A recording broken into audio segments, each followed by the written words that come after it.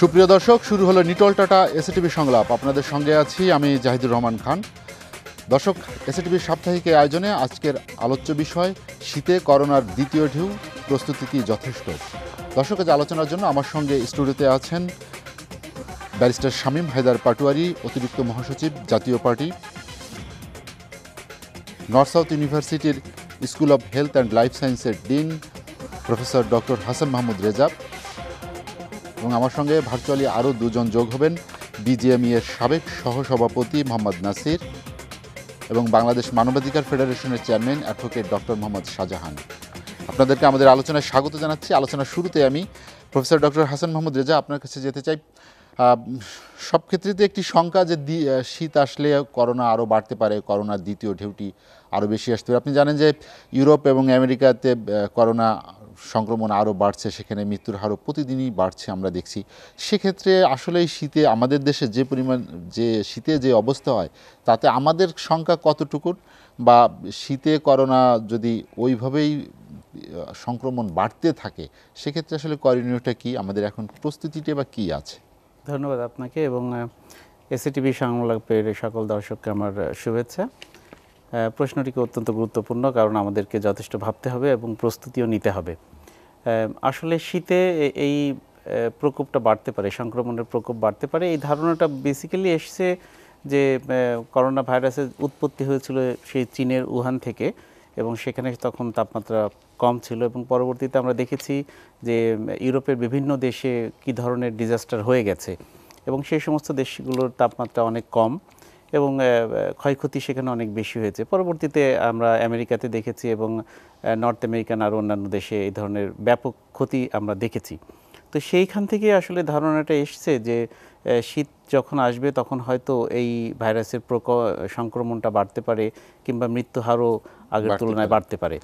তো বিষয়টি হলো যে করোনা ভাইরাস আমরা কোভিড-19 তৈরি করে যে ভাইরাসটি, সেটা কিন্তু করোনা ভাইরাস ফ্যামিলির 7 নম্বর একটা মেম্বার। তো এর আগে যে সমস্ত মেম্বারগুলো এসছে তাদের সম্পর্কে আমরা যতটুকু জানতে পেরেছি, সেইটার উপর ভিত্তি করে কিন্তু এই সিদ্ধান্তগুলো নেওয়া হয়নি বা নেওয়া যাচ্ছে না। কারণ ভাইরাস সাধারণত দুই ধরনের হয়ে থাকে, একটা হচ্ছে সামার ভাইরাস, একটা হচ্ছে উইন্টার ভাইরাস।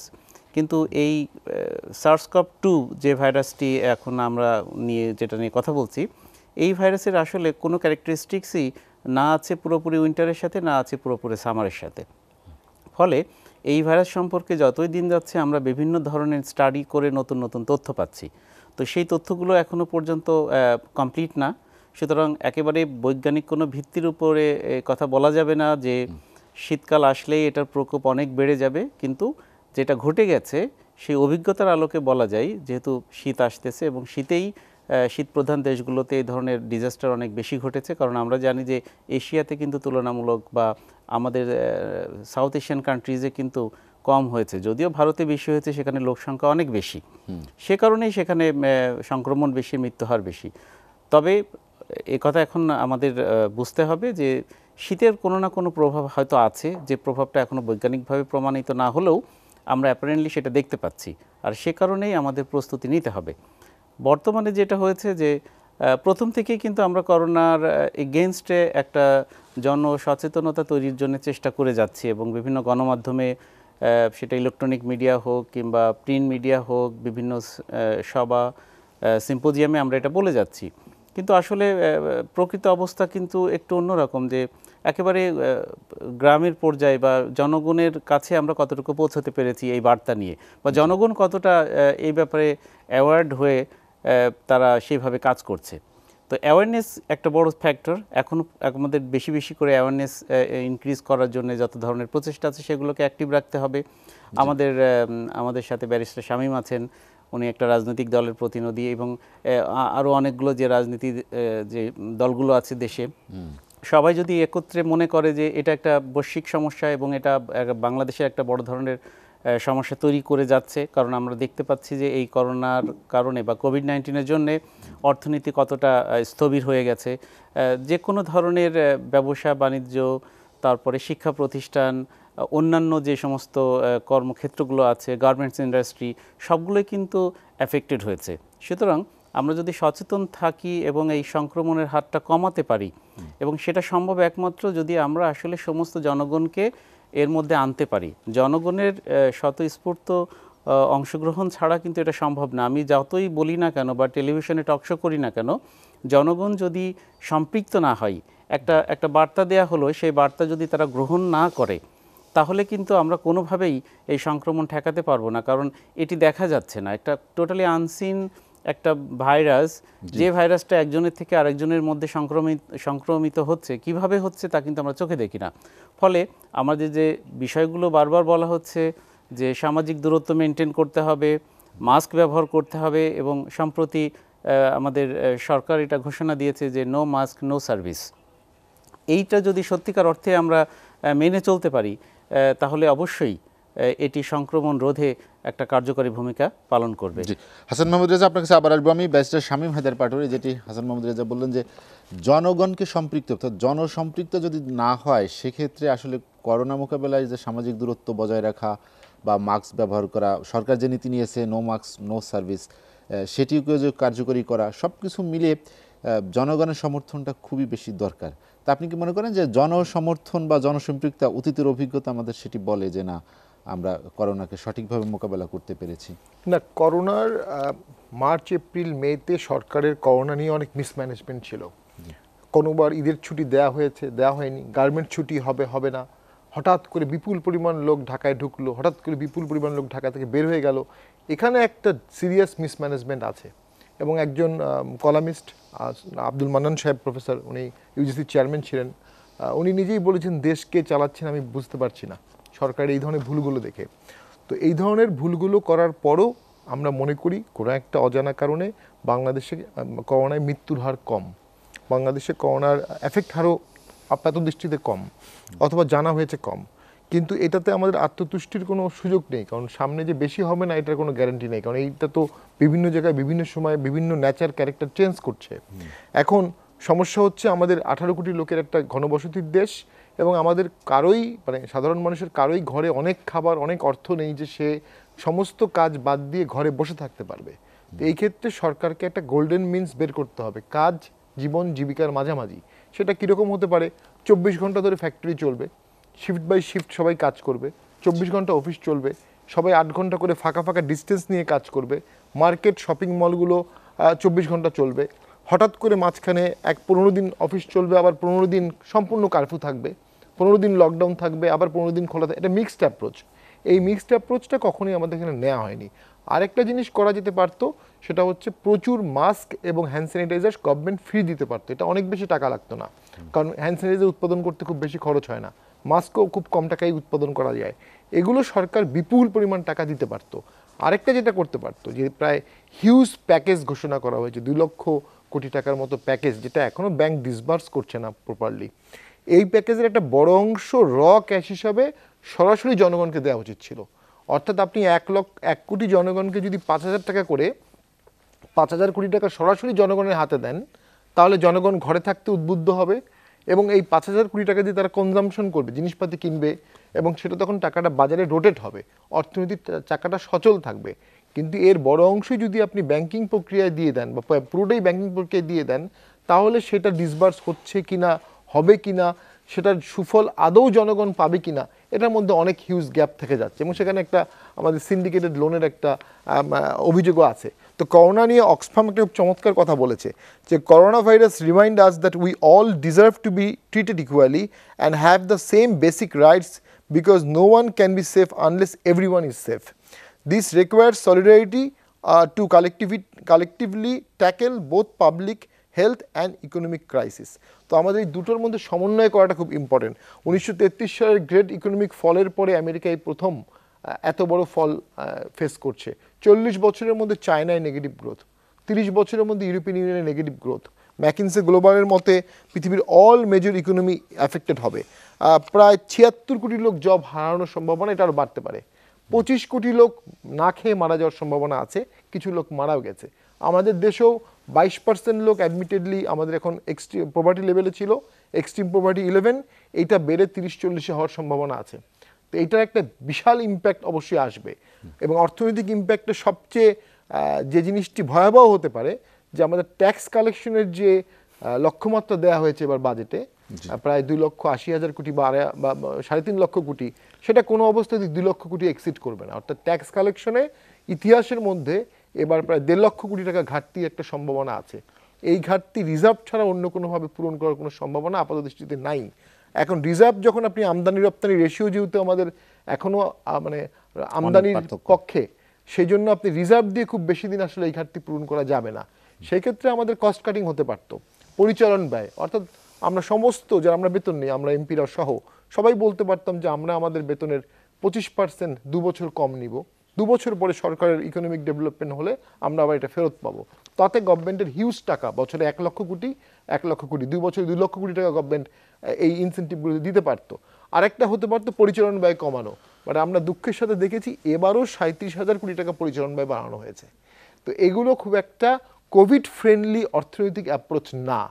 হ্যাঁ, যেভাবে করে ইন্দোনেশিয়া বা ফিলিপাইন বা অন্যান্য অনেক ভিয়েতনাম পর্যন্ত বলেছে আমরা বেতন নিব না, বেতন কমাই দিচ্ছে তাদের সরকারি কর্মচারীর স্বতঃস্ফূর্তভাবে, সেটা আমাদের এখানে হচ্ছে না। এই না হওয়ার কারণে অর্থনৈতিক ঝুঁকি বাড়ছে। প্লাস মেগা প্রজেক্টগুলো, যেগুলো মেগা প্রজেক্ট ছিল প্রায় সবগুলোই সচল আছে। এবং গত এই করোনার ইমিডিয়েটলি আগে এই বছরই একটা আইন পাশ করা হয়েছে যে বাংলাদেশের আধা স্বায়ত্তশাসিত যতগুলো প্রতিষ্ঠান আছে তাদের যে এফডিআর আছে সেগুলো সরকার চাইলে নিয়ে নিতে পারবে। এটা আইন পাশ করেছে, আমরা তীব্র প্রতিবাদ করেছিলাম, বাট আইনটা পাশ হয়ে গেছে। তাহলে বিভিন্ন জায়গায় যে বাংলাদেশের সঞ্চয়গুলো ছিল এগুলো কিন্তু শেষ হয়ে যাচ্ছে। তাহলে ক্রাইসিস যদি আরও বাড়ে তখন আমাদের জন্য একটু ঝুঁকিপূর্ণ সময় আসতে পারে।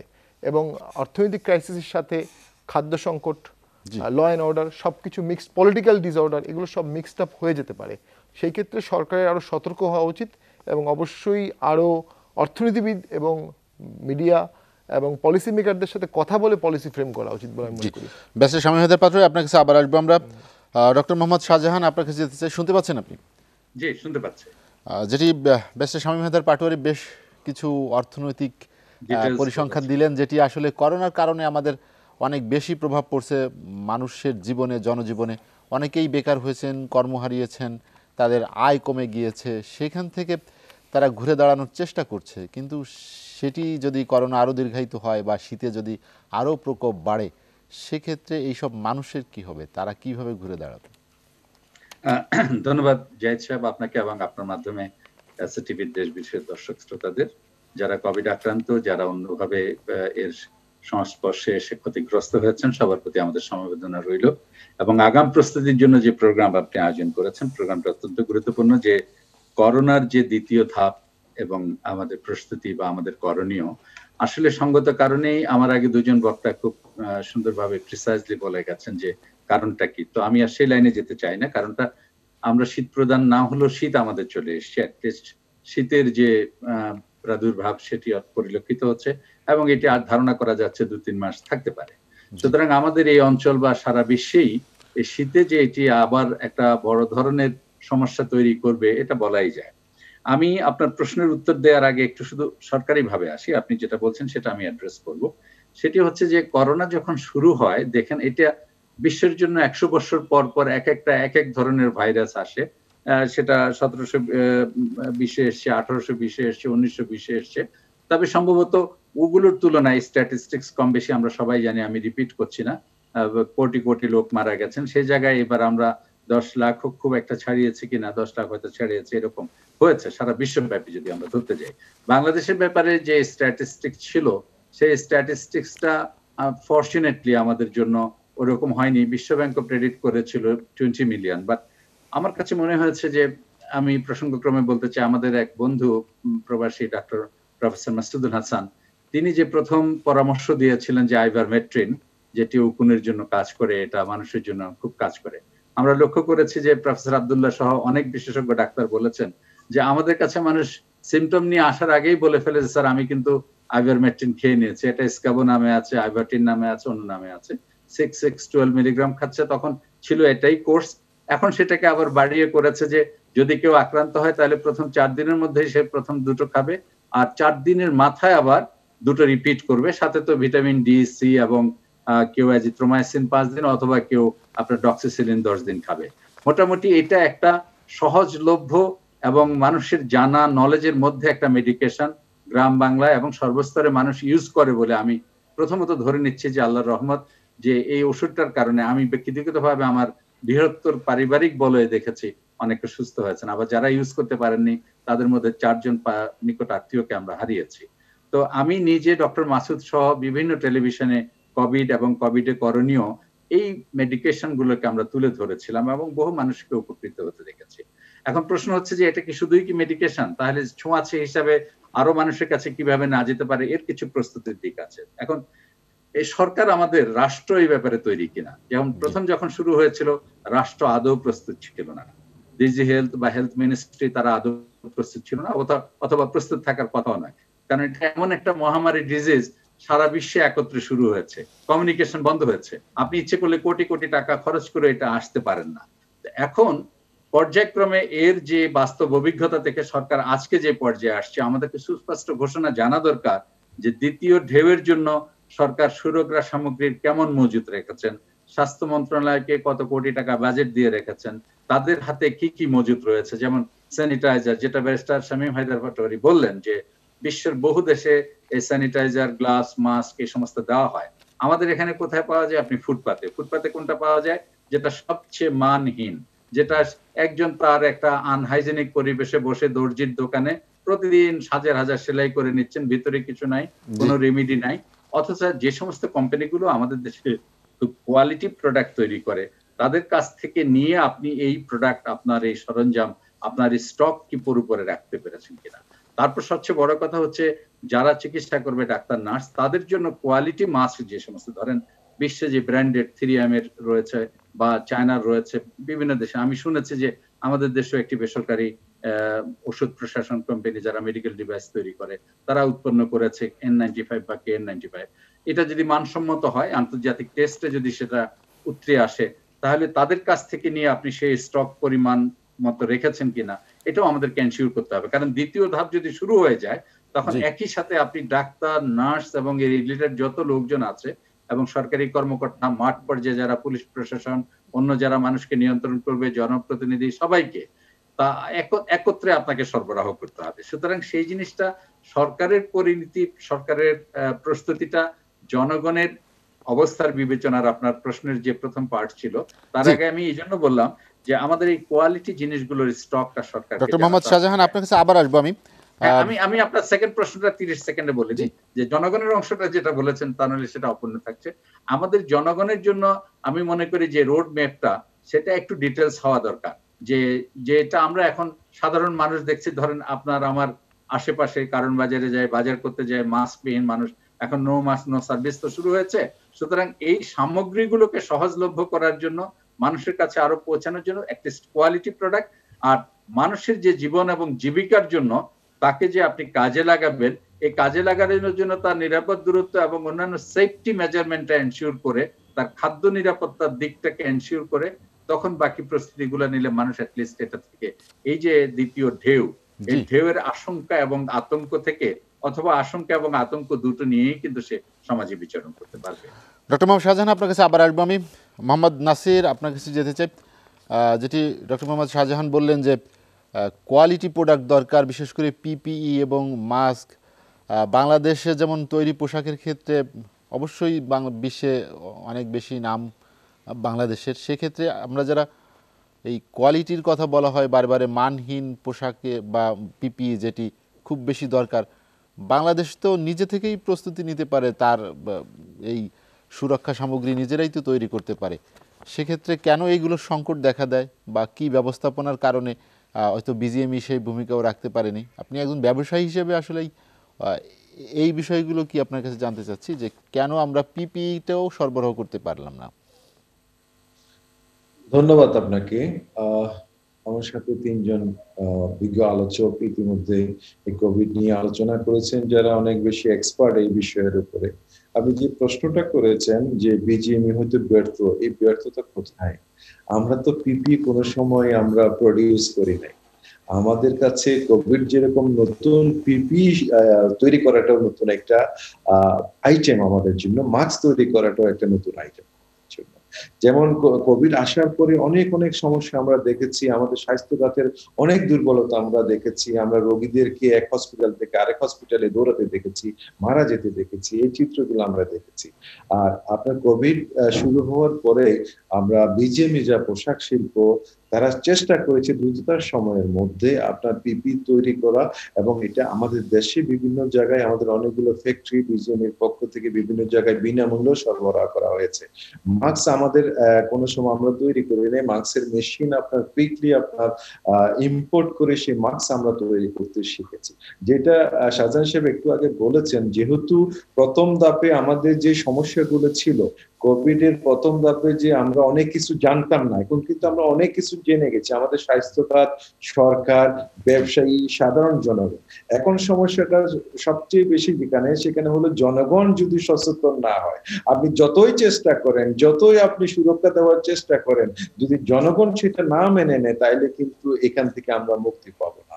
আমরা ব্যবসায়ী হিসেবে আজকে আবার ইংল্যান্ড, ফ্রান্স, জার্মানি, বেলজিয়াম সহ ইউরোপের অনেকগুলো দেশে কিন্তু লকডাউন শুরু হয়েছে, কোন কোন জায়গায় জরুরি আইনও আপনার শুরু করে দিয়েছে। আবার কিন্তু অর্থনীতির ধাক্কাটা আমরা দেখতে পাচ্ছি। আমাদের যে পোশাক শিল্প যে ঘুরে দাঁড়িয়েছিল কিছুটা, আমরা দেখলাম সেখান থেকে কিন্তু আবার কিন্তু অর্ডারগুলি ক্যান্সেল হচ্ছে বা হোল্ড হচ্ছে। আমরা জানি না, একটা অনিশ্চিত ভবিষ্যতের দিকে কিন্তু আমরা এগিয়ে যাচ্ছি। আর যেটা ডাক্তার সাহেব প্রথমে বলেছেন যে শীতকালে যে বেশি আপনার করোনা এফেক্টেড হবে, এটারও কিন্তু এখনো বৈজ্ঞানিক ভিত্তি নাই। কিন্তু আমাদেরকে আল্লাহ রাব্বুল আলামিন প্রথম ধাপে অনেক সেভ করেছেন। এখনো আমাদের পার্শ্ববর্তী দেশ ভারত বা অন্যান্য দেশের তুলনায় আমাদের পরিস্থিতি অনেকটা ভালো আছে। আমরা যদি পর্যাপ্ত সুরক্ষা সামগ্রী যদি আমাদের থাকে, আমরা যদি জনগণ সচেতন হই, আমরা যদি এই যে রোড ম্যাপ যেটা আছে সেটা যদি আমরা মেনে চলি, আমরা মনে করি আমরা অনেকখানি এই উত্তরণ করতে পারবো। না, তারপরেও আপনার যারা ব্যবসা বাণিজ্য নিয়ে, বিশেষ করে বাংলাদেশের ব্যবসা বাণিজ্যে যদি একটি মন্দাভাব দেখা দেয়, করোনার প্রভাবটা যদি ব্যবসায়ীদের কর্মসংস্থান যদি হারায় তার শ্রমিকরা, সেক্ষেত্রে তো সামনের দিকে এগিয়ে নিয়ে যাওয়া অনেক কঠিন হবে না আপনাদের জন্য?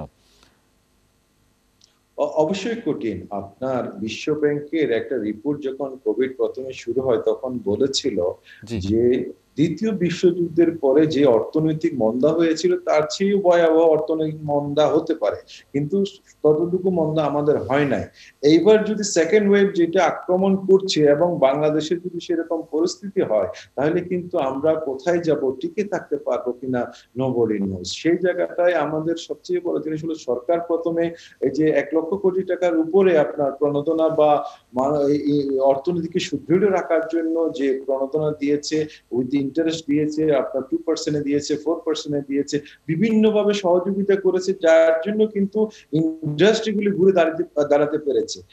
এখন সেকেন্ড ওয়েভ যখন আসবে, আমি জানি না সরকারের পক্ষে অতটুকু আর ফেসিলিটি দেওয়া সম্ভব হবে কিনা, কিন্তু আমাদের যেখানে আমরা রপ্তানি করি সেই দেশগুলো যখন মারাত্মকভাবে আক্রান্ত হয়ে যায়, তখন কিন্তু আমাদের অর্ডারগুলো আবার ক্যান্সেল হয়ে যাবে, আবার হোল্ড করে ফেলবে। তখন কিন্তু আমরা একটা মারাত্মক বিপর্যয়ের মধ্যে পড়বো, এবং সেই বিপর্যয় থেকে আমরা ঘুরে দাঁড়াতে পারবো কিনা আল্লাহ রাব্বুল আলামিন ছাড়া কেউ জানে। মোহাম্মদ নাসির, আপনার কাছে আবার আসবো আমরা, একটা বিরতি নিব। দর্শক, নিটল টাটা এসটিভি সংলাপে নিচ্ছে একটা বিরতি, ফিরবো শীঘ্রই, সঙ্গেই থাকুন।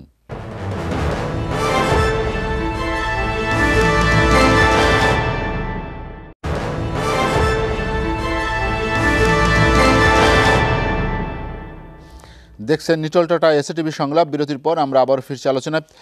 প্রফেসর ডক্টর হাসান মাহমুদ রেজা, যেটি মোহাম্মদ নাসির বলছিলেন যে করোনার যখন প্রথম ধাক্কা বাংলাদেশে আসে তখন অনেককেই আমরা বিপর্যস্ত অবস্থায় দেখেছি যে রুগীকে হাসপাতাল থেকে হাসপাতালে দৌড়াতে হচ্ছে, চিকিৎসকরা চিকিৎসা দিচ্ছেন না বা তাদেরকে পাওয়া যাচ্ছেন না, কারণ তাদের ব্যক্তিগত সুরক্ষা সামগ্রী যেটি পিপি সেটি সংকট ছিল।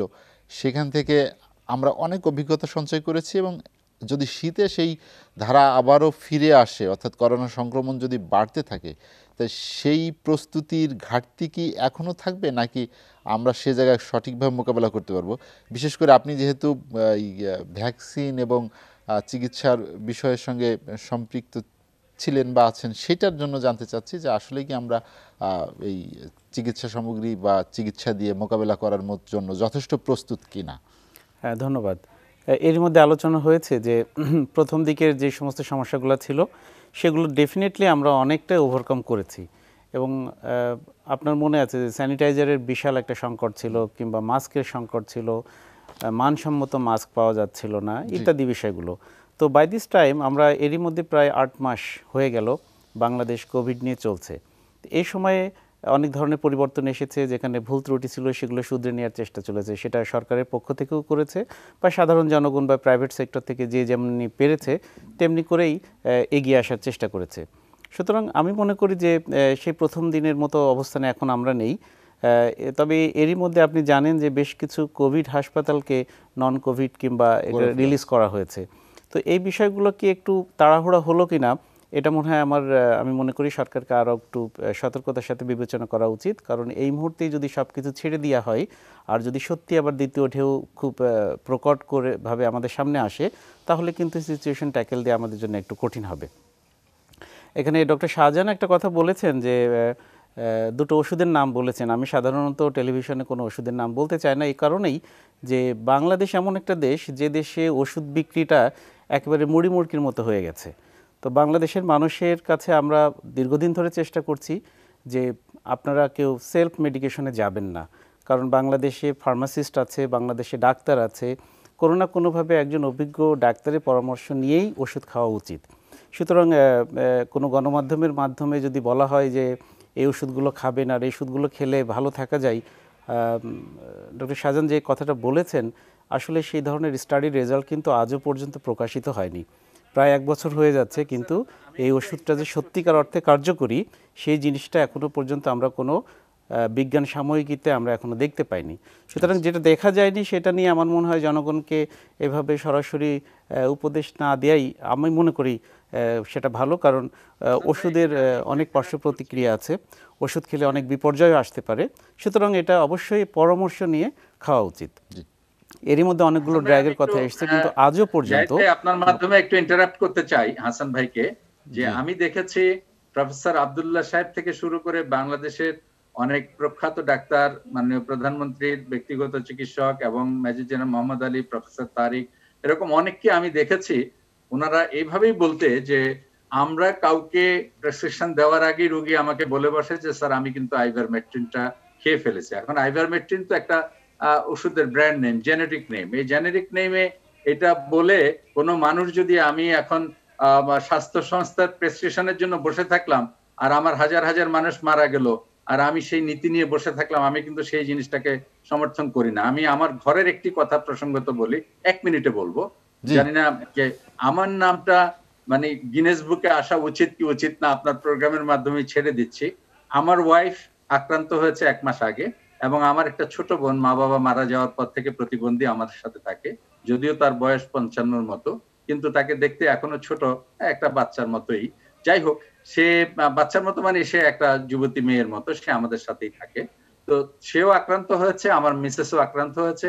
সরকারিভাবে রিপোর্ট করে আমি যখন টেস্টের রিপোর্ট পেলাম পজিটিভ, তারপর থেকে আমি নিজে তাদের মেডিকেশনের দায়িত্বটা, মেডিকেশন বলতে দেখভালের দায়িত্ব নিলাম। আমি কোনো হাসপাতালে নিলাম না, এই জন্য আমি হাসপাতালের বদনাম করতে চাচ্ছি না। আমার আরেক আত্মীয়কে যখন নিয়েছি তখন আমার মনে হয় এটা ঠিকই আছে, এটা তার ব্যক্তিগত অভিজ্ঞতার কথা বলছেন, তো আমি সেভাবে বলছি না। আমি শুধু হাসান ভাই আমি শেষ করছি যে সে আত্মীয় সেখানে মারা গেছে, আইসিইউ পরে লাইফ সাপোর্টে মারা গেছে। এই ভয়টাও আমার কাজ করেছে। আমি আমার স্ত্রীকে নেইনি এবং আমি একই রুমে আমার স্ত্রীকে চিকিৎসা দেখভাল করেছি। তার প্রচন্ড শরীর ব্যথা, মেসেজ করা থেকে শুরু করে মাথায় শরীরে রেসপন্স করা, ওষুধগুলো খাওয়ানো, এবং আমি যে ওষুধগুলো বলেছি আমি কিন্তু এই ওষুধগুলোই খাইয়েছি। প্রফেসর ডক্টর মাসুদ যে ওষুধগুলোর কথা বলেছেন, প্রফেসর আব্দুল্লাহ যেগুলোর কথা বলেছেন, প্রফেসর তারেক যেগুলোর কথা বলেছেন। সুতরাং আমরা একজন ডাক্তারের কাছে যাওয়ার জন্য আমার ব্যক্তিগত অভিজ্ঞতা আমাকে যেটা কাজ দিয়েছে, আমার বেটার হাফ, আমার লাইফ পার্টনার, সেখানে আমি তাকে একই রুমে থেকে চিকিৎসা করেছি এবং আমি আক্রান্ত হইনি ইনশাল্লাহ। আমি জানি, আমি দেখেছি গ্লাসের ফাঁক দিয়ে ওয়াইফকে দেখছেন, গ্লাসের ওই পাশে ওয়াইফ, এই পাশে হাজবেন্ড। আমি সেটা করিনি। আমার ওয়াইফকে আমি তার মাথা টিপে দিয়েছি, তাকে তার সমস্ত চিকিৎসা, সমস্ত সেবা আমি করেছি, আমার ছোট বোনটার করেছি এবং আলহামদুলিল্লাহ আই রিমেইন সেফ, আমি সেফ থেকেছি এবং এই ওষুধগুলো খাইয়েছি। সুতরাং বাংলাদেশের গরিব মানুষের জন্য ওয়ার্ল্ড ব্যাংকের সেই প্রেসক্রিপশনের জন্য, বিশ্ব স্বাস্থ্য সংস্থার প্রেসক্রিপশনের জন্য আমরা বসে থাকবো, আর ওই আমেরিকা বা ফ্রান্স বা ইটালির মতো লক্ষ লক্ষ মানুষ মরে সাভার হয়ে যাবে, আমি সেই নীতিটাতে বিশ্বাস করি না। আমি মনে করি যা আমাকে ইনস্ট্যান্ট রেমেডি দেয়, আমি যদি সেটা ভালো বেটার ফিল করি, অবশ্যই সে ডাক্তারের কাছে যাবে, ডাক্তারের কাছ থেকে নেবে। বাট এটা পরীক্ষিত যে আমরা যে জিনিসগুলো কথা বলেছি অনেক টেলিভিশন অনুষ্ঠানে এসে, দ্যাট গিভস মোর রেমেডি, এবং অনেক ডাক্তার এটার সপক্ষে আর্টিকেল আমার মনে হয় যে আমরা এই তর্কে না যাই, এটা একটা ব্যক্তিগত বিষয়।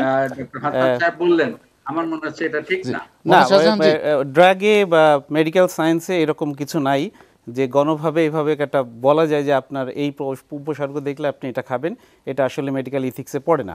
সুতরাং আমি কারোর ব্যক্তিগত ভালো হওয়ার বিষয়টাকে আমি অন্য চোখে দেখতে চাই না। সেটা তার ভালো হয়েছে অবশ্যই আলহামদুলিল্লাহ, কিন্তু এটা আসলে এইভাবে ট্রিটমেন্ট দেওয়ার কথা না, কারণ ড্রাগ একটা রেগুলেটেড প্রোডাক্ট, এটা ভোগ্যপণ্য না। আমার ইচ্ছে হলে আমি কিনে খেতে পারি না। সেই কারণে এখানে অনেক রুলস আছে, রেগুলেশনস আছে। বাংলাদেশে আনফর্চুনেটলি আমরা এটা এখন এস্টাবলিশ করতে পারিনি, এবং আমি এখন আবারও বলছি, গত এক সপ্তাহ আগে একটা মাত্র ড্রাগ সোফার আমেরিকাতে যেটা অ্যাপ্রুভ করেছে এফডিএ, WHO এখনও করেনি, সেটি হচ্ছে রেমডেসিভির। গত এক সপ্তাহ আগে নিউ ইংল্যান্ড জার্নাল অফ মেডিসিনের ফাইনাল রিপোর্ট এসছে যে এই ড্রাগটা কিন্তু এই করোনা ভাইরাসের এগেনস্টে ইফেক্টিভ না। এটা শুধুমাত্র কিছুটা রিকভারি টাইমকে রিডিউস করে, কিন্তু এখনও পর্যন্ত এটা প্রমাণ করেনি যে একটা ডাইং পেশেন্টকে এই ড্রাগটা দেওয়ার জন্য সে বেঁচে গেছে। সুতরাং এখনও পর্যন্ত কোনো ড্রাগ আসেনি, যেহেতু সবই ইনভেস্টিগেশনাল ড্রাগ, আমরা আমাদের অভিজ্ঞতা দিয়ে এটা করে যাচ্ছি। সুতরাং যে কোনো ডাক্তার তার ব্যক্তিগত অভিজ্ঞতা দিয়ে যদি কাউকে চিকিৎসা করতে চাই, সিমটোম্যাটিক চিকিৎসা করতে পারে, সাপোর্টিভ চিকিৎসা করতে পারে, অথবা এই ভাইরাসের এগেনস্টে সে তার মতো একটা প্রেসক্রিপশন করতেই পারে।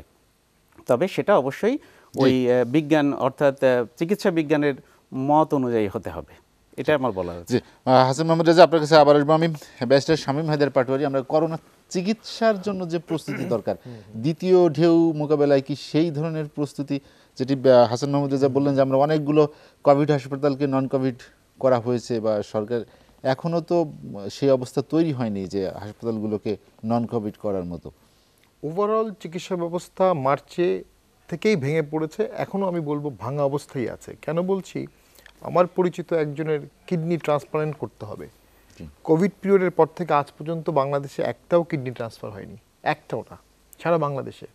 আমার পরিচিত একজন অ্যাক্সিডেন্ট করলেন এবং তার অপারেশন করতে হবে, ডাক্তার বললেন তার কোভিড সার্টিফিকেট ছাড়া উনি অপারেশন করবেন না।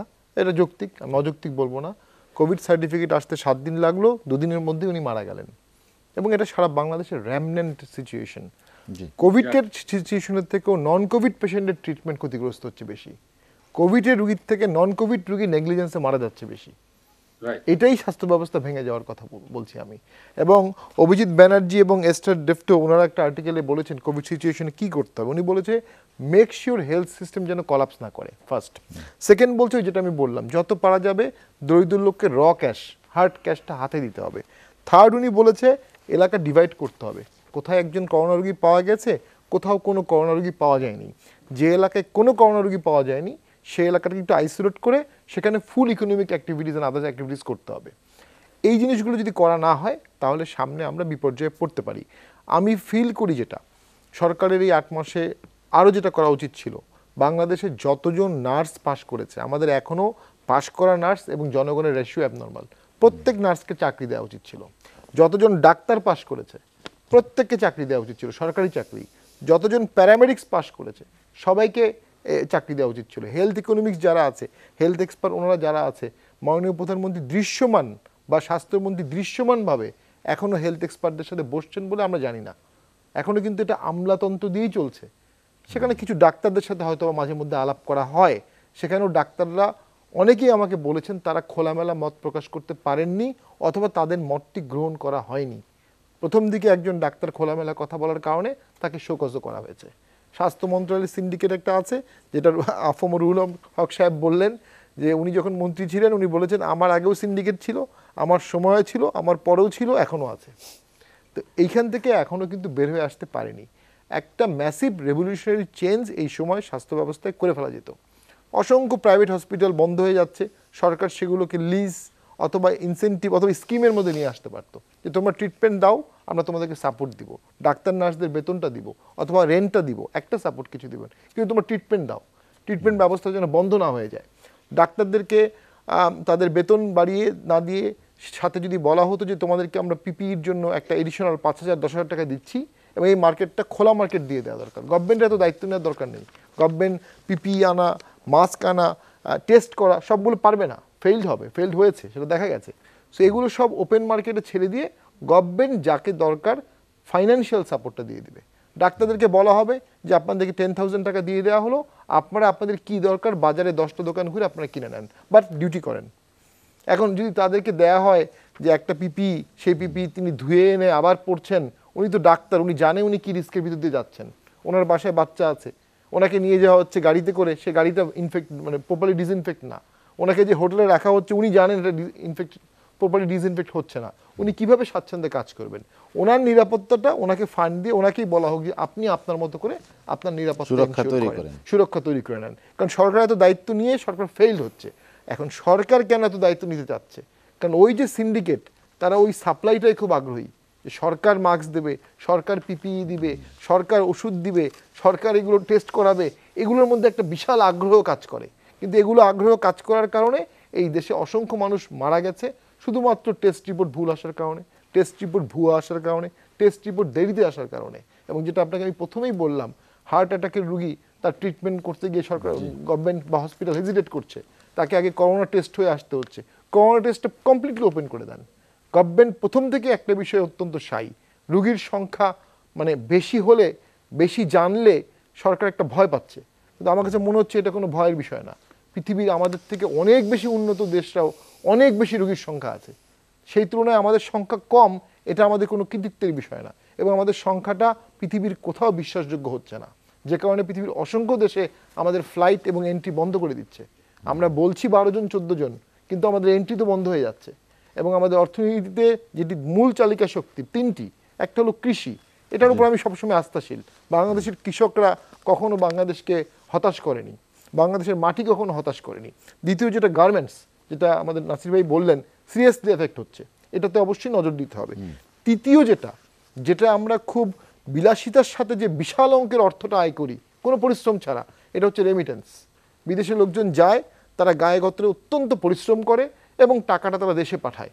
এইটা বিশাল একটা টাকা সরকার বা বাংলাদেশ পায় কোনো প্রকার পরিশ্রম ছাড়াই। ওই মন্ত্রণালয়ের খরচও খুব কম এবং একটা উইক মিনিস্ট্রি। কিন্তু এইটা এখন আমাদের দেখা যাচ্ছে প্রচুর লোককে পাঠিয়ে দেওয়া হয়েছে, তাদেরকে আর ফেরত নেওয়া হচ্ছে না। এবং সামনেও পাইপলাইনে যারা ছিল তাদেরকে বন্ধ করে দেওয়া হচ্ছে। তাহলে 22 লক্ষ লোক আমাদের জব মার্কেটে আসে, 7 লক্ষ লোক বিদেশে যায়। এই 7 লক্ষ লোক যদি বছরে বিদেশে না যায়, তাহলে এই 7 লক্ষ লোক কী করবে? এবং এই 7 লক্ষ লোক গিয়ে যে টাকাটা পাঠায়, এটা দিয়েই কিন্তু আবার 1 কোটি লোকের সংস্থান এদেশে হয়। এই সাইকেলটা বন্ধ হচ্ছে কেন? কারণ আমরা কোভিড নিয়ন্ত্রণে ওয়ার্ল্ডের আস্থা অর্জন করতে পারিনি, আমাদের সার্টিফিকেটটা আস্থা অর্জন করতে পারেনি, আমাদের ফ্লাইট সিস্টেমটা আস্থা অর্জন করতে পারেনি, আমাদের এয়ারপোর্টটা আস্থা অর্জন করতে পারেনি। ওই জায়গাগুলোতে কোনো কম্প্রোমাইজের কোনো সুযোগ নেই। এই বিষয়ে অ্যাবসোলুট প্রফেশনালি হ্যান্ডেল করতে হবে, প্রয়োজন হলে আউটসোর্সিং করে দিতে হবে সেনাবাহিনীকে বা বিদেশি কোনো কোম্পানিকে বা দেশি কোনো কোম্পানিকে, টোটাল আউটসোর্সিং। কিন্তু কনফিডেন্সটা রাখতে হবে। ওই কনফিডেন্সটা নষ্ট হয়ে গেলে বাংলাদেশের ইকোনমি কমপ্লিটলি কলাপস করবে, এটা হতে দেওয়া যাবে না। জি, ব্যারিস্টার শামীম হেডের পাত্রে আপনার কাছে আবার আসবো আমি।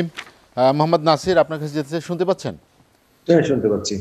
মোহাম্মদ নাসির, যেটি ব্যারিস্টার শামীম হেডার পাটোয়ারি বললেন যে আমাদের আস্থার একটি সংকট তৈরি হয়েছিল, সেই আস্থার সংকট যদি কাটানো না যায় সেক্ষেত্রে বাংলাদেশের অর্থনীতি অনেকটাই মুখ থুবড়ে পড়বে। আপনি কি মনে করেন? হ্যাঁ, উনি তো আসলে যে তথ্যপত্রগুলো দিলেন এগুলি অনেকাংশে সত্যি। আমরা যদিও দেখতে পাচ্ছি যে আমাদের এফেক্টেড যে সংখ্যাটা বলা হচ্ছে এটা কিন্তু বিশ্বাসযোগ্য হয় না বিশ্বব্যাপী, যার কারণে অনেক জায়গায় আমাদের লোকজন যারা ফ্লাইটে যাচ্ছে এন্ট্রি বন্ধ করে দিচ্ছে। আর এটা বৈশ্বিক এবং প্রাকৃতিক একটা দুর্যোগ, এটা আল্লাহ প্রদত্ত একটা রোগের মতো। এখানে যদি আমরা অ্যাকচুয়াল যে আমাদের প্রবলেমটা আছে, যেমন আমেরিকার মতো উন্নত দেশে আপনার কত 2,90,000 লোক মারা গিয়েছে অলরেডি, এবং ডেইলি তারা এফেক্টেড হচ্ছে, কন্টিনিউ। ইউরোপে হচ্ছে, আপনার কানাডায় হচ্ছে, অন্যান্য দেশে হচ্ছে। তো আমরা যদি আমাদের যে সংখ্যাটা, যেটা বিশ্বাসযোগ্য সংখ্যাটা যদি হয়, এবং মৃত্যু হার আমাদের এখানে অনেকাংশে কম, প্রথম থেকে আমি যেটা বলেছি, প্রথম যখন কোভিড এসেছিল তখন কিন্তু অনেক কিছু সম্বন্ধে আমাদের সরকার, স্বাস্থ্য খাত, জনগণ অনেক কিছু জানতো না। এখন সেকেন্ড ওয়েভ যেটা সচেতন হওয়ার যে বিষয়টা, এখন কিন্তু অনেক কিছু জানি, অনেক এক্সপার্টাইজ কিন্তু আমাদের সরকারও গ্রহণ করেছে এবং স্বাস্থ্য খাত হয়েছে। কিন্তু সেখান থেকে যদি বের হওয়া না যায়, যে শামীম ভাই যেটা বলছেন যে আউটসোর্সিং করে যদি আমি তাকে যদি ওপেন মার্কেটে টাকা দিয়ে দেওয়া হয়, তাহলে উনি ওনার মতো করে ভালো জিনিসটাই কিনবেন এবং ভালো চিকিৎসা দেওয়ার চেষ্টা করবেন। সেই জায়গাটায় যদি আপনার মনোনিবেশ করা হয়, সিন্ডিকেট থেকে যদি বের হওয়া যায়, যে সিন্ডিকেটের কারণে যে আমাদের স্বাস্থ্য খাতটা আজকে বেশি এফেক্টেড হচ্ছে, সেখান থেকে বের হওয়া যায়। এবং এই স্বাস্থ্য খাতের জন্য আজকে দেখেন বাংলাদেশের কমিউনিটি ক্লিনিক গুলা আপনার গ্রাম পর্যায়ে 14,000-এর উপরে কমিউনিটি ক্লিনিক সরকার করেছে, সেটার কিন্তু সুফল জনগণ পাচ্ছে। আজকে এই সেক্টরটাকে, স্বাস্থ্য খাতকে যদি আপনার যে দুর্বল দিকগুলো আছে সেগুলোকে যদি আপনার সংস্কার করা হয়, সেখান থেকে যদি বের হওয়া যায়, তাহলে কিন্তু অনেক বেশি উপকৃত হবে। আমি আপনাকে একটা উদাহরণ দিতে পারি। আপনার 2009 সালে বাংলাদেশের প্রতিনিয়ত আপনার বিদ্যুৎ বিভ্রাট হতো, আমাদের বিদ্যুৎ উৎপাদন সক্ষমতা ছিল না। মাননীয় প্রধানমন্ত্রী কুইক রেন্টালের মাধ্যমে এবং প্রায়োরিটি দিয়ে অনেকগুলি বিদ্যুৎ উৎপাদন কেন্দ্র উনি গঠন করেন। এখন দেখেন কিন্তু অনেকাংশে কিন্তু আমাদের আজকে প্রায় 23,000 মেগাওয়াটের মতো বিদ্যুৎ উৎপাদন সক্ষমতা হয়েছে। আমি মনে করি এই খাতটাতেও যদি নজর দেওয়া হয়, স্বাস্থ্য খাতে যে দুর্বলতাগুলি আছে, যে অনিয়মগুলি আছে, যে এখানে বিভিন্ন রকমের সিন্ডিকেট আছে, সেখান থেকে ভেঙে কিন্তু এই স্বাস্থ্য খাতটাকে উন্নত করা যাবে। যার জন্য দরকার, যেটা বললেন আপনার, যেন সিন্ডিকেট ভাঙার জন্য আউটসোর্সিং করা এবং যেভাবে আমার বাংলাদেশের ইমেজটাকে উজ্জ্বল করা যায়, সেই লক্ষ্য নিয়ে যদি আমরা এগিয়ে যাই, আমরা কাজ করি, সরকার কাজ করে, জনগণ কাজ করে, যার এক্সপার্টাইজ আছে সে যদি কাজ করে, তাহলে কিন্তু আমাদের এই সমস্যাটুকু আর থাকবে। মোহাম্মদ নাসির, আমরা আর একটা বিরতি নিব। দর্শক, নিটল টাটা এসটিভি সংলাপে নিচ্ছি আর একটা বিরতি, ফিরবো শীঘ্রই, সঙ্গেই থাকুন।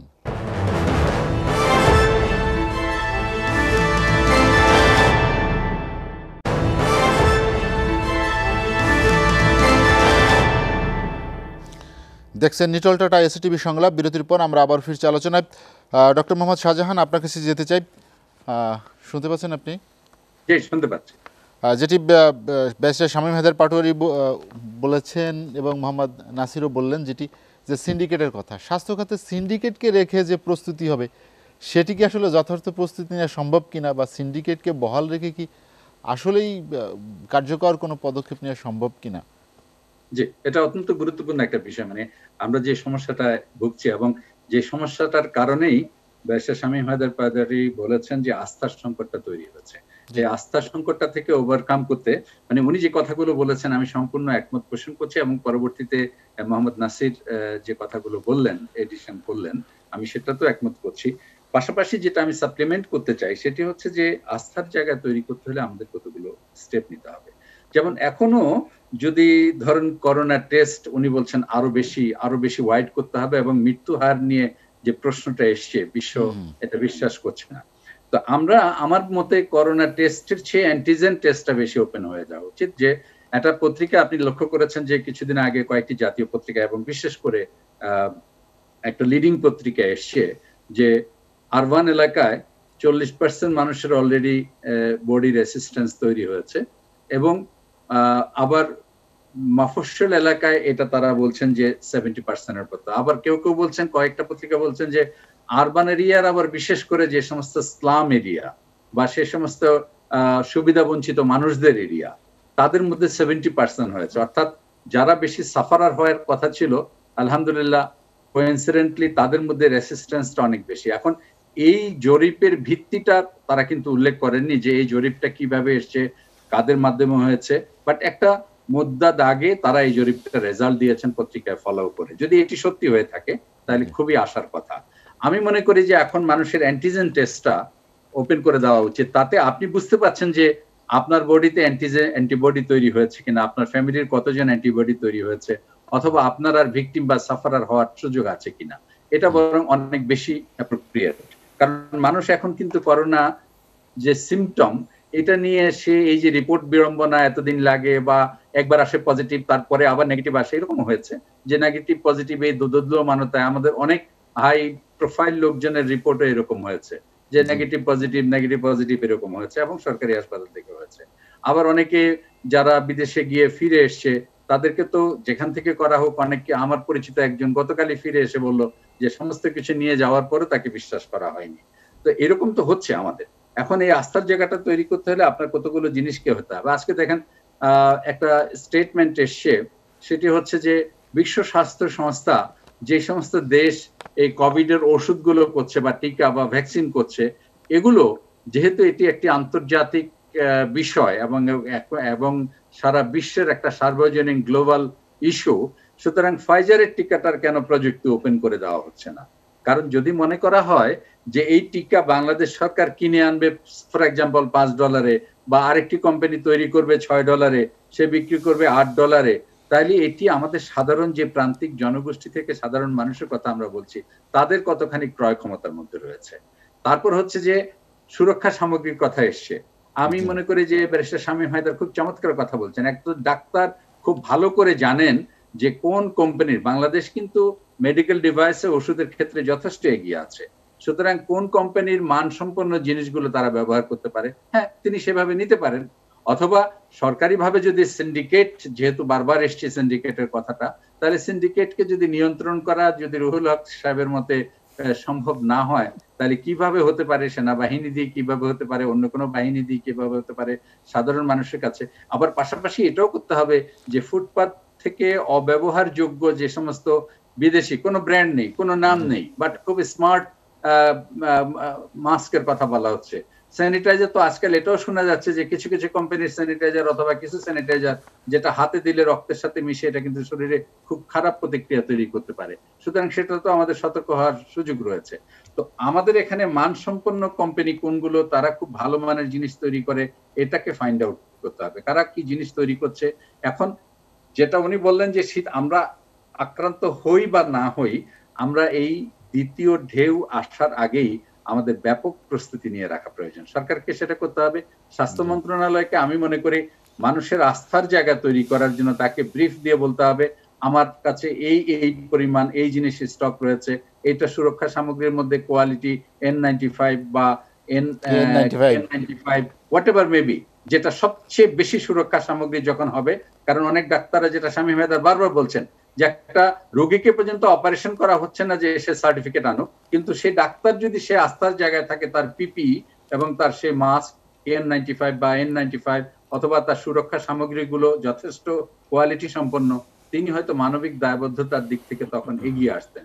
কিন্তু তার নিজের ফ্যামিলিকে বিপদে ফেলতে তিনি চাননি, এটা স্বাভাবিক, মানুষ চাইবে না। আবার দেখা গেছে যে মাননীয় প্রধানমন্ত্রীর আহ্বানের পরে অনেক ডাক্তাররাই ফিরে গেছেন, অনেকে জীবনে ঝুঁকি নিয়ে গেছেন, অনেকে জীবন দিয়েছেন, সাধারণ মানুষ দিয়েছেন, পুলিশ দিয়েছেন, সেবা সংস্থাগুলো দিয়েছে। তাদের প্রতি আমাদের গভীর শ্রদ্ধাবোধ, কৃতজ্ঞতা, যারা নিজের জীবনের ঝুঁকি নিয়ে হচ্ছে মানুষের জন্য এগিয়ে। মোহাম্মদ শাহজাহান, আপনার কাছে আবার আসবো আমি। সেটা হচ্ছে সরকারকেই নিশ্চিত করতে হবে এই আস্থার জায়গা কিভাবে তৈরি করা যায়। আস্থার জায়গা তৈরি করার অনেকগুলো উপায় রয়েছে, সেই উপায়গুলো আমরা বলতে গেলে এখানে ডিটেলস অনেক কিছু। মোহাম্মদ শাহজাহান, আপনার কাছে আবার আসবো আমি।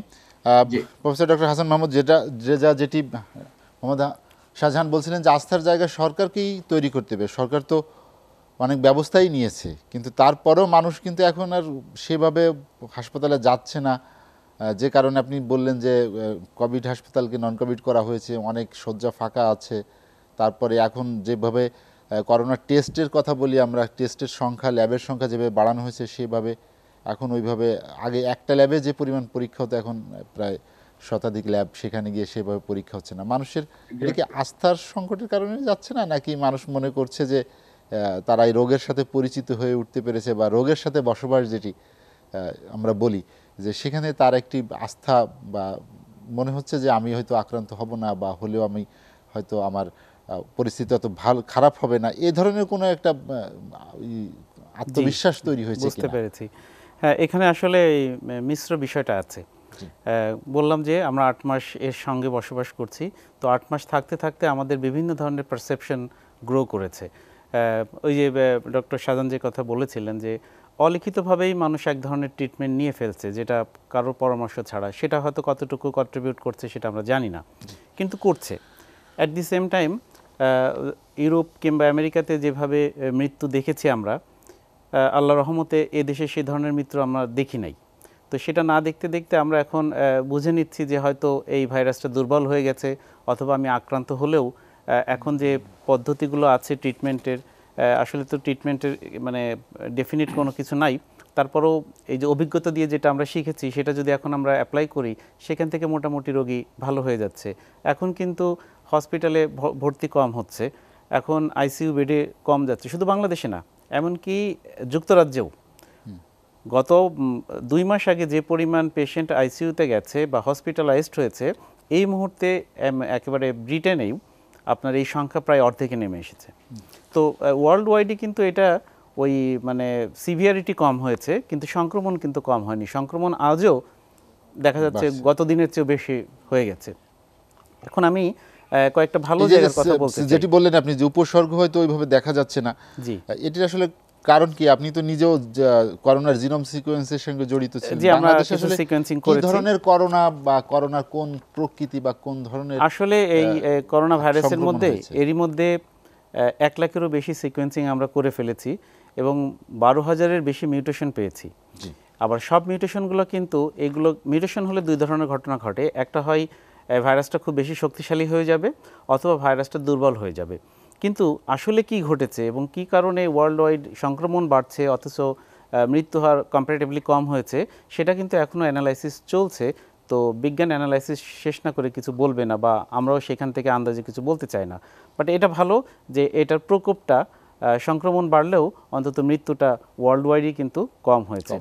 এটা একটা বিষয়। এখন আমি যে বিষয়টা বলতে চাই যে ফাইজার যে ভ্যাকসিনটা দাবি করলো যে এই ভ্যাকসিনটা 90% ইফেক্টিভ, এটা কিন্তু ভাইরাসের ক্ষেত্রে, ভ্যাকসিনের ক্ষেত্রে অনেক বেশি ভালো ফলাফল।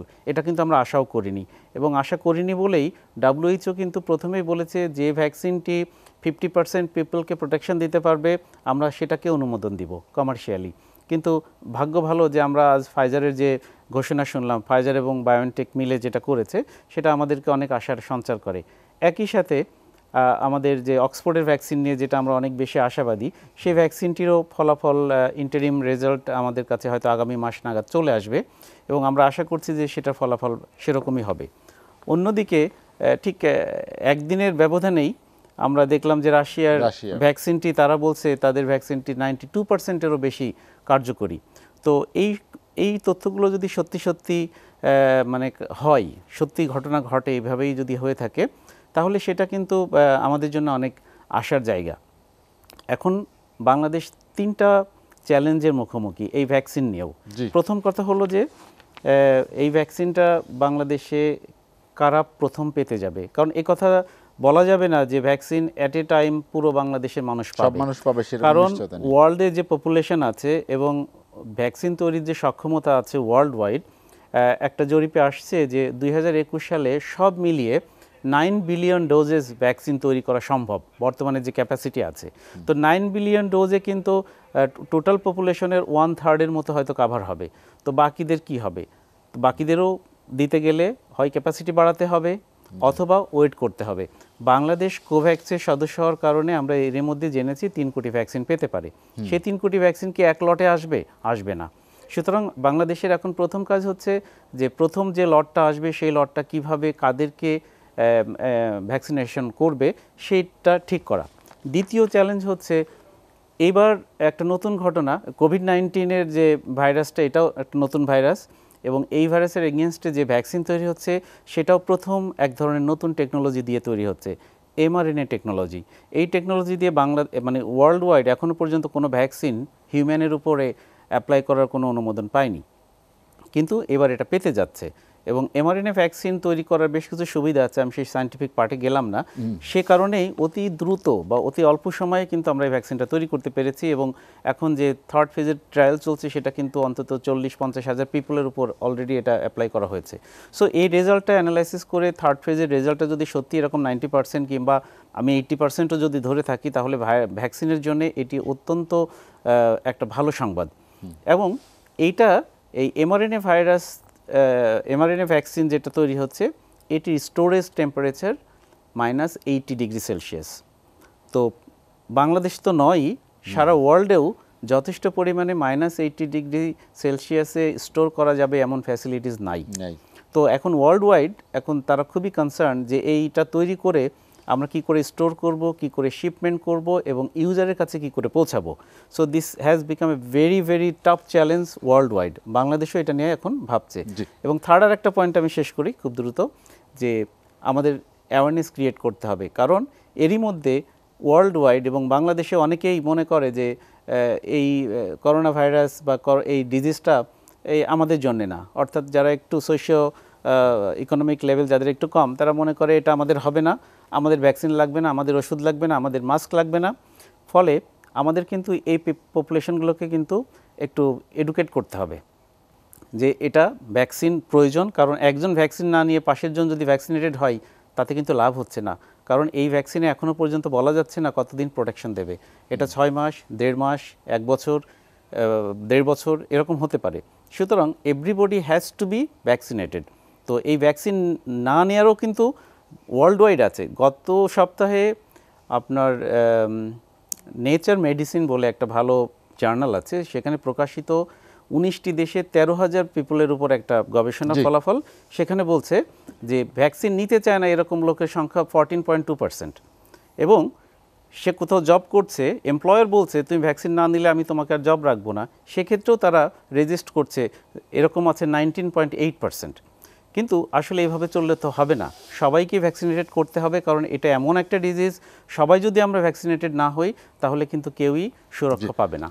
প্রফেসর ডক্টর হাসান মাহমুদ রেজা, আপনার কাছে আবার আসবো আমি। ব্যারিস্টার শামীম হায়দার পাটোয়ারি, যেটি হাসান মাহমুদ রেজা বলছিলেন যে ভ্যাকসিনের কথা বলছিলেন, কিন্তু বিশ্ব বাস্তবতায় বাংলাদেশে ভ্যাকসিন প্রাপ্তির ক্ষেত্রে তো অনেক জটিলতা, যদিও সরকার থেকে বলা হচ্ছে যে যেখানেই ভ্যাকসিন আগে পাওয়া যাবে সেখান থেকেই সংগ্রহ করা হবে।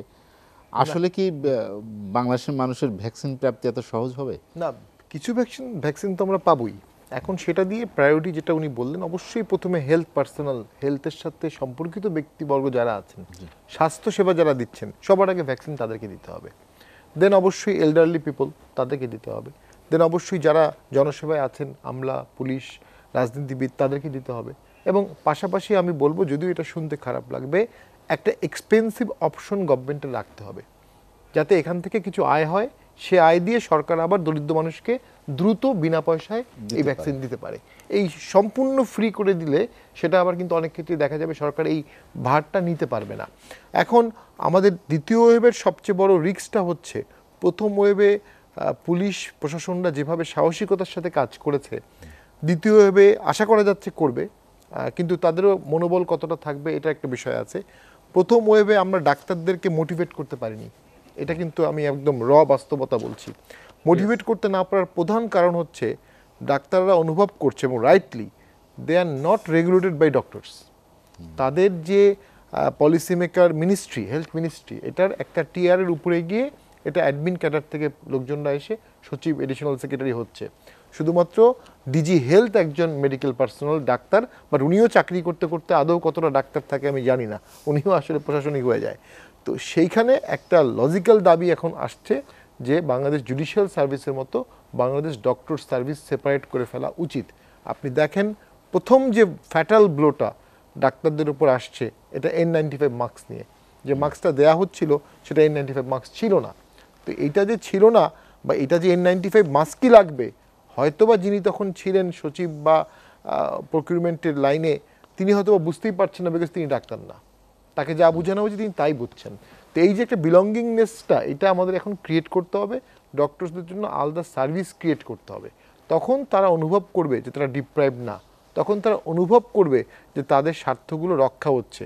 এবং এই বিশাল ডক্টরস কমিউনিটি, নার্স কমিউনিটি, তারা যদি ডিমোটিভেটেড থাকে, তাহলে তো আপনি স্বাস্থ্যসেবায় শত শত কোটি টাকা, হাজার কোটি টাকা খরচ করেও আপনি কোনো ভালো সেবা দিতে পারবেন না। আরেকটা জিনিস দরকার, হেলথ ইকোনমিক্সের ইনক্লুশন। এটা ঢাকা বিশ্ববিদ্যালয়ের একটা সাবজেক্ট আছে, কিন্তু ওই সাবজেক্টের গ্র্যাজুয়েটদের মানে তাদের ডিসিপ্লিনে কোথাও চাকরি করার সুযোগ বাংলাদেশে মানে সরকারিভাবে নাই। দেখা যাচ্ছে উপজেলায় বিশাল 100 শয্যা বিশিষ্ট হসপিটাল করা হচ্ছে, কিন্তু ওখানে 20 শয্যা করে বাকি টাকাটা আপনি অন্য খাতে ইউজ করতে পারতেন। অর্থাৎ অপচয়টা, যে স্বাস্থ্য খাতে অপচয়, এই অপচয়টার একটা ম্যানেজমেন্ট আমাদের প্রয়োজন ইকোনমিক্যাল পয়েন্ট অফ ভিউ থেকে, সেটাও করতে হবে। আর তারপরে হসপিটাল ফার্মাসি, যেটা ডাক্তারদের সাথে ফার্মাসিদের যে একটা ডিস্টেন্স, মানে সারা পৃথিবীই তো ওষুধের নাম ডোজ তো লেখে ফার্মাসিস্টরা, ডাক্তাররা একটা সুপার স্পেশালিস্ট কাজ করে, ফার্মাসিস্টরা একটা স্পেশালিস্ট কাজ করে। এটা আমাদের দেশে মিক্সড হয়ে গেছে, এটাও আলাদা করে ফেলতে হবে। এই ধরনের রেভলিউশনারি চেঞ্জ করলে অবশ্যই আমরা কোপ করতে পারবো। যে ব্যারিস্টার শামীম হায়দার পাটোয়ারি, আমরা আর একটা বিরতি নিব। দর্শক, নিটল টাটা এসএটিভি সংলাপে নিচ্ছি আর একটা বিরতি, ফিরবো শীঘ্রই, সঙ্গেই থাকুন।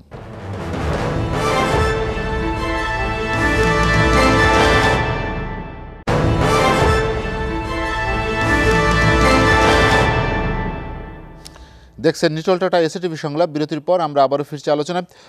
অ্যাডভোকেট ডক্টর মোহাম্মদ শাহজাহান, আপনার কাছে যেতে চাই। আপনি শুনতে পাচ্ছেন?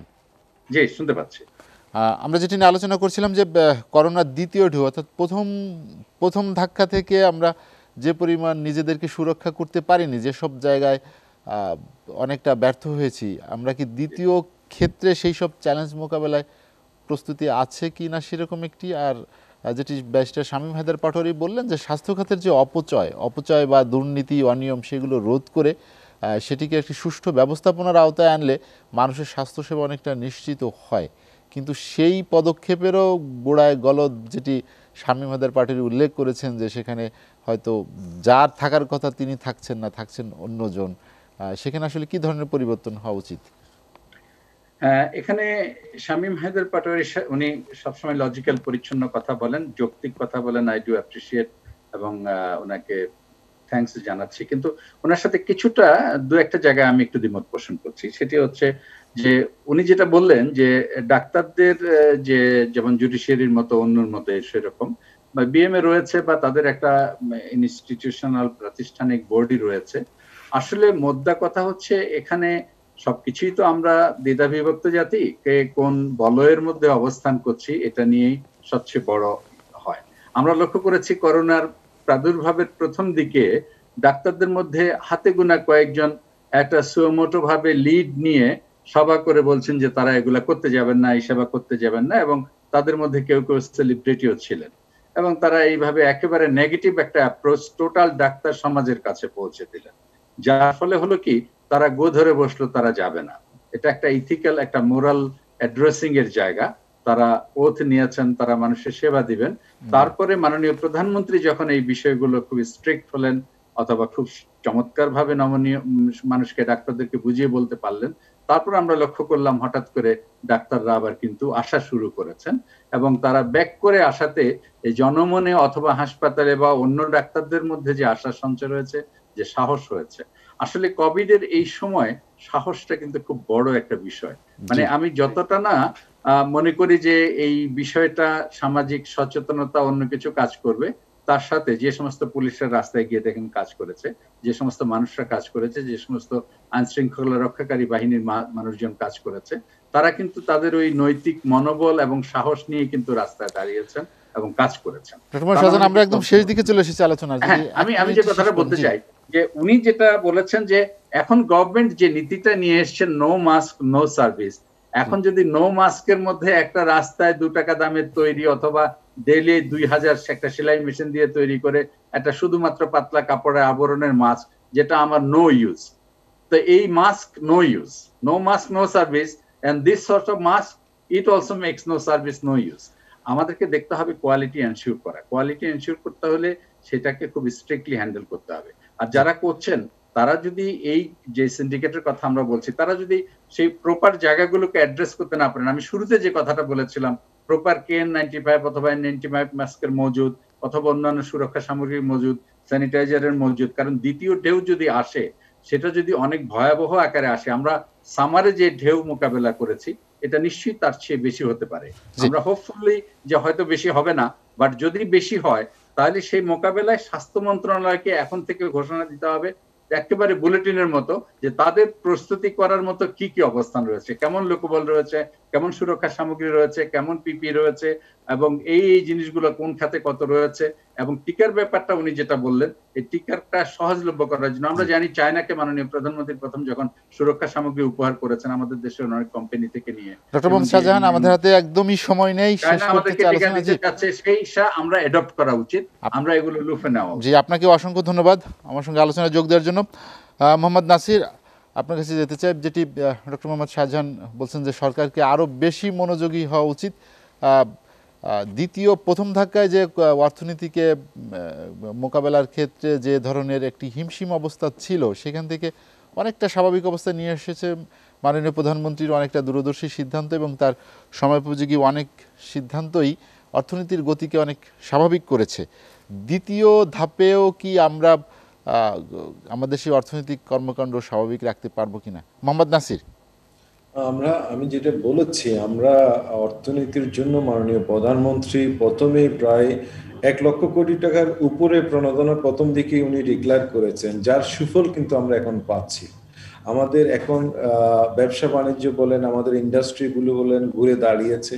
বিশেষ করে বাংলাদেশের যে 84% ফরেন কারেন্সি যেখান থেকে আসে পোশাক খাত, আমাদের যদি যেখানে আমরা এক্সপোর্ট করি আমাদের ডেস্টিনেশনে যদি আমাদের এক্সপোর্টটা বন্ধ না হয়, আমাদের অর্ডারগুলো যদি ক্যান্সেল না হয়, আমাদের যদি অর্ডারগুলোকে হোল্ড করা না হয়, তাহলে কিন্তু আমরা এই সমস্যার মধ্যে পড়ব না। আবার যদি এইগুলি বন্ধ হয়ে যায় তাহলে আমাদের মধ্যে একটা প্রচন্ড সমস্যার সৃষ্টি হবে, অনিশ্চয়তা সৃষ্টি হবে এই ইন্ডাস্ট্রিকে চালিয়ে রাখার জন্য। আমি আরেকটা কথা বলতে চাই আপনাকে, প্রথমে যখন করোনা শুরু হয়েছিল তখন কিন্তু প্রচন্ডভাবে এই শিল্প এবং বিজিএমই কে নিয়ে অনেক কথা বলা হয়েছে মিডিয়াতে, সোশ্যাল মিডিয়ায়, বিভিন্ন জায়গায়, যে এই গার্মেন্টস ফ্যাক্টরি থেকে আপনার যেন শ্রমিকদের সুরক্ষাটার জন্যই বড় বেশি এফেক্টেড হতে পারে। কিন্তু আমরা সেই জায়গাটাই আমরা দেখেছি সবচেয়ে বেশি কম এফেক্টেড হয়েছে এই পোশাক শিল্প ফ্যাক্টরিগুলোতে। আমরা আমাদের শ্রমিকদের নিরাপত্তা বিধান করেছি এবং সামনেও যদি আমাদের এই ঢেউ আসে আমরা আশা করি আমরা শ্রমিকদের স্বাস্থ্যগত যে স্বাস্থ্যবিধি মেনে আমরা ফ্যাক্টরি চালাতে পারবো। আমাদের শুধু সমস্যাটা হতে পারে যদি আমরা যেখানে এক্সপোর্ট করি, এক্সপোর্টিং কান্ট্রিগুলোতে যদি আপনার লকডাউন হয়ে যায় সিরিয়াসলি, ওদের যদি জরুরি অবস্থা ডিক্লেয়ার হয়, সেখানে আমরা প্রবলেম ফেস করবো। পরিশেষে আমি আরেকটা জিনিস বলতে চাই, বাংলাদেশে এক সময় আপনার বন্যা, জলোচ্ছ্বাস, খরায় কিন্তু অনেক লোক মারা যেত, কিন্তু সরকারের উদ্যোগের কারণে এবং পাবলিক যখন সচেতন হলো, এখন আমরা দেখতে পাচ্ছি কিন্তু প্রচুর পরিমাণে লোকজন কিন্তু আর মারা যায় না। মোহাম্মদ নাসির, আমার হাতে সময় কম, জি আলোচনা শেষ করতে হচ্ছে। আপনাকে অসংখ্য ধন্যবাদ প্রফেসর ডক্টর হাসান মাহমুদ রেজা। যেটি মোহাম্মদ নাসির বললেন যে জনসচেতনতা অনেক বেশি দরকার। আমরা যদিও দেখছি যে এখন সরকার বেশ কঠোর অবস্থানে, কেউ মাস্ক পরে বাইরে না গেলে সরকার সেখানে বেশ কয়েকটি শহরে এবং আজ খুলনায়, চট্টগ্রামে বিভিন্ন জায়গায় অভিযান চালিয়ে অনেককে জরিমানা করা হচ্ছে, জেল দেওয়া হচ্ছে। এই যে কঠোরতা অবলম্বন করে আসলে কতটা সম্ভব যদি জনগণ সাড়া না দেয়? আমি আগেই বলেছি যে আসলে শুধু সরকার না, জনগণের অংশগ্রহণ না হলে এই ধরনের বড় প্রবলেমকে আমরা সলভ করতে পারবো না। সুতরাং যত বেশি পারা যায় আমাদের যে সমস্ত রাজনৈতিক ব্যক্তিত্ব আছে, যারা রাষ্ট্রীয় কার্যক্রমের সাথে জড়িত আছে, সমাজ সেবা করছে যারা, সবাইকে একসঙ্গে মিলে কাজ করতে হবে, জনগণকে উদ্বুদ্ধ করতে হবে, তারা যেন মাস্ক পরে, তারা যেন সোশ্যাল ডিস্ট্যান্সিং মেনে চলে এবং পরিষ্কার পরিচ্ছন্নতা রাখে। এভাবে করলে এটা আমরা অনেকটাই কন্ট্রোলে রাখতে পারবো এবং সেটাই করা উচিত। আমি ভ্যাকসিন নিয়ে আরেকটা কথা বলতে চাই, বিকজ ভ্যাকসিন আমাদের আসছে, আমরা ইনশাল্লাহ ভ্যাকসিন পাচ্ছি। তো ফাইজারের ভ্যাকসিনের চেয়েও আমার কাছে যেটা মনে হয় সায়েন্টিফিক্যালি আমরা যদি অক্সফোর্ডের ভ্যাকসিন বা চাইনিজ ভ্যাকসিনের দিকে একটু বেশি মনোযোগী হই তাহলে সেটা আমাদের জন্য ভালো হবে। কিভাবে ভালো হবে? এই দুটো ভ্যাকসিন স্টোরেজ এবং টেম্পারেচারের ডিস্ট্রিবিউশনের জন্য আমাদের ওই রকম মাইনাস টেম্পারেচার অত লাগে না। সাধারণত 2 থেকে 8 ডিগ্রি সেলসিয়াসের মধ্যে আমরা এটা স্টোর করতে পারি, শিপমেন্ট করতে পারি, এবং চাইনিজ ভ্যাকসিনটা নর্মাল টেম্পারেচারেও রাখা যায়। সুতরাং এদের সাথে আমাদের একটু বেশি বেশি লেয়াযোগ করে এদের কাছ থেকে ভ্যাকসিন প্রাপ্তির বিষয়টাই নিশ্চিত করতে হবে। প্রফেসর ডক্টর হাসান মাহমুদ রেজা, আপনাকে অসংখ্য ধন্যবাদ। ব্যাসের সময় হতে পাঠান, আমরা একদম শেষ দিকে চলে এসেছি। আমরা জাস্ট শেষ দিকেই জানতে চাই যে ভ্যাকসিন প্রাপ্তি হোক বা জনসচেতনতা যেটি হোক আর কি, করোনা মোকাবেলার ক্ষেত্রে যেটি বারবারই বলা হচ্ছে যে রাজনৈতিক সম্পৃক্ততা বা জনগণের বা রাজনৈতিক দলগুলোর কিছু দায়িত্ব আছে যে তারা জনগণকে অ্যাওয়ারনেস বিল্ড আপ করার জন্য। না, অবশ্যই। আপনার তো বেশ কয়েকজন এমপি মারা গেলেন, 2-1 মন্ত্রী মারা গেলেন করোনায় কাজ করতে গিয়ে। রাজনীতিবিদরা নিষ্ক্রিয়ভাবে কেউ আছে এমনটা না।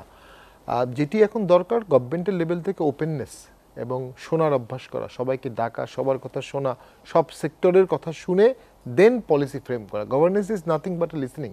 এই মুহূর্তে এই শোনার অভ্যাসটা করে দেশ চালালে আমার মনে হয় এই সংকট অবশ্যই বাংলাদেশ সরকার কমব্যাট করতে পারবে। এবং আমাদের যেটি সুবিধা হচ্ছে যে এটি ছোট দেশ, ফ্ল্যাট ল্যান্ড, তো এখানে যে কোনো পলিসি দ্রুত ইমপ্লিমেন্ট করা যায়। আবার ঘনবসতি একটা আমাদের প্রবলেম, তো সেই ক্ষেত্রে অবশ্যই জনসচেতনতা যদি আমরা সামান্য মাস্ক ব্যবহার করে, হ্যান্ড স্যানিটাইজার ব্যবহার করে 10-20% এফেক্ট রেট কমাতে পারি, তাহলে আমরা সেটা কেন করব না? এবং সে বিষয়ে গভর্নমেন্ট কেন এটা সাপ্লাই দিবে না এবং এটা খুব এক্সপেন্সিভও না। এই উদ্যোগগুলো দ্রুত নেওয়া উচিত। জি ব্যারিস্টার শামীম হৃদয় পাটোয়ারী, আপনাকে অসংখ্য ধন্যবাদ। Professor doctor Hasan Mahmud Reza, advocate doctor Mohammad Shahjahan এবং মোহাম্মদ নাসির, আপনাদেরকে অসংখ্য ধন্যবাদ আমার সঙ্গে আলোচনায় যোগ দেওয়ার জন্য। দর্শক, আজ আলোচনা শেষ করতে হচ্ছে। দর্শক, জানিয়ে রাখি, নিটল টাটা এসএটিভি সংলাপ প্রচারিত হয় বৃহস্পতিবার রাত 11:30 এবং পুনঃপ্রচার হয় শুক্রবার সকাল 7:30টায়। আজ এ পর্যন্তই। ভালো থাকুন, সুস্থ থাকুন, এসএটিভির সঙ্গেই থাকুন।